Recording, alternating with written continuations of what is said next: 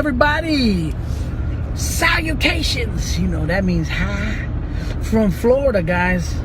Over here from the East Coast, baby. So we have Mother's Day coming up, guys. And I was thinking about something because a lot of times we have our moms and we appreciate her and everything, but we tend to forget that we have her, and we don't celebrate her until Mother's Day. I know not everybody, because everybody's got different relationships with their, you know, with their parents, with their mother and their father. But you know, we shouldn't just take one day to celebrate moms, because think about this: the very first relationship that you had was with your mother. She carried you for 9 months in her belly, protecting you, watching what she ate, watching where she stepped to make sure that, you know, she didn't slip and fall and you might get hurt or injured, you know. And we only think about stuff like that on Mother's Day. Moms are incredible, man. The love that they have for us, for their kids. And now those of you that I'm speaking to now, of course, are adults. We're adults. We're parents ourselves. And how much do we love our kids? You know, we love our kids so much. We'll do anything for them.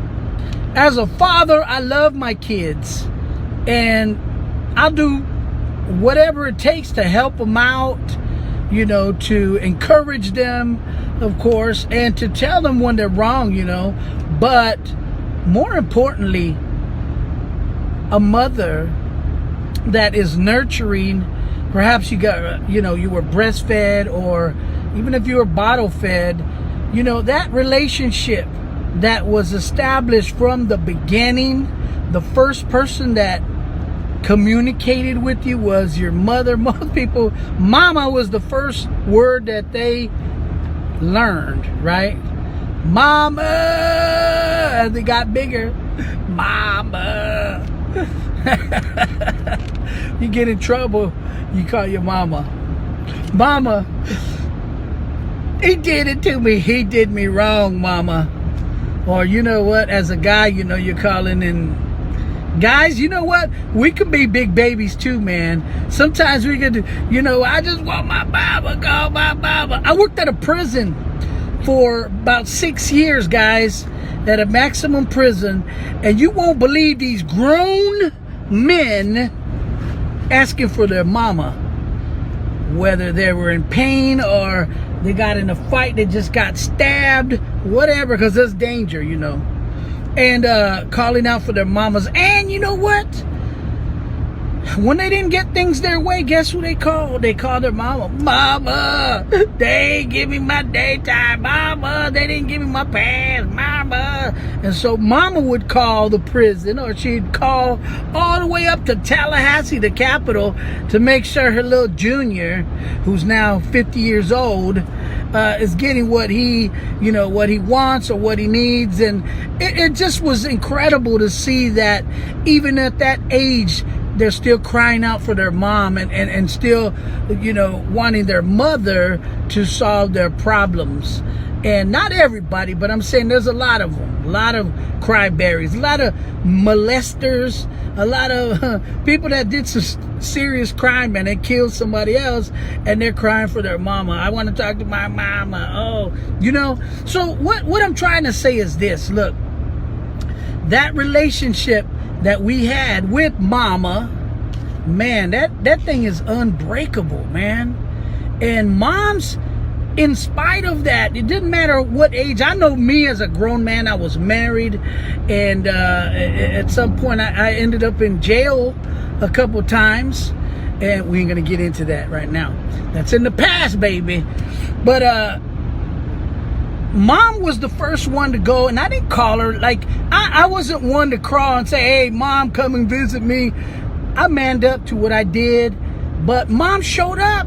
I didn't even tell her where I was. I didn't tell nobody. She figured it out. Like, hey, he's missing in action. I'm gonna find out where. She called the hospital. She called the morgues. She called everywhere until she found out where I was at, and she was there with my wife at the time. You know. So, what am I saying? You know, moms go above and beyond anybody else. Come on, man. Now that you're a mama, you got kids, they're grown, they have kids, and you're always worried about them. Did they eat? ¿Ya comieron los chiquitos? Si no, you know, in Spanish, that's like, did your babies eat already? If not, let me make them something, you know. So they're always worried or concerned about our well-being, about our kids, they're just like the pillar. They are the pillar of a family. That's what the glue that holds us together as kids. You know, back in the days, they had like 13 kids, 18 kids, man. Some people had some, boy, they have no TV or something. Anyways, so the point being that a mother to that many kids with that many personalities and that many different needs, and she loved every one of us. She loved all of us.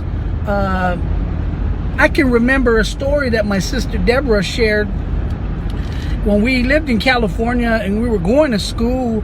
It was a thunderous day. It was pouring rain, and my sister used to ride the bus, but where they dropped her off, it was still quite a walk. And she was just thinking, she was on the bus and she was just thinking like, Deborah, you can correct the story if you want later on, but I'm just telling you how I remembered you saying it, and you know, and mom and them saying it. But my mom walked all the way in that storm to the bus stop to be there for my sister. She had an umbrella, and she was there to cover and protect my sister in that storm. She wasn't so much concerned about herself, whether, I might get sick or I might get hit by lightning. She didn't care. The only thing she cared about was that Deborah was going to get there, and she was going to have to walk home in that storm. And my mom walked all the way over there, and because she didn't have a car at the time, walked all the way over there and stood in the rain. When Deborah got off of that school bus, my mom was right there to, you know, be there and shelter her, and walked all the way home, making sure she stayed dry, making sure she was safe. You know, that's the mother's love, man, that I'm talking about, you know. And for us, you know, as kids, whenever we did things, I think mama was the one who spanked us the most, man. She put a whooping on us. But you know what? We respected her. We respected her authority. We respected her because of all the sacrifice that she did. I can remember, and I'm sure a lot of you, if you had a mother that prepared a meal, you know, mom was the last one to eat. She'd make sure everybody got fed first, and then she would serve herself, you know, and then she would, if there was anything left, or she, you know, of whatever was there, and she never complained about it. That's what I'm talking about. Share a story about your mother that just still resonates in your mind. And to this day, you know, I don't have my mother anymore. I don't want to say I lost her. I know exactly where she's at. She's in heaven now. But those values and that love that she instilled in us, you know, we never felt like mama didn't love us, you know. But just share a story if you know, if you want to. It's always interesting to hear so many stories about the sacrifice that moms made for their kids, you know. So celebrate your mother if you still have her.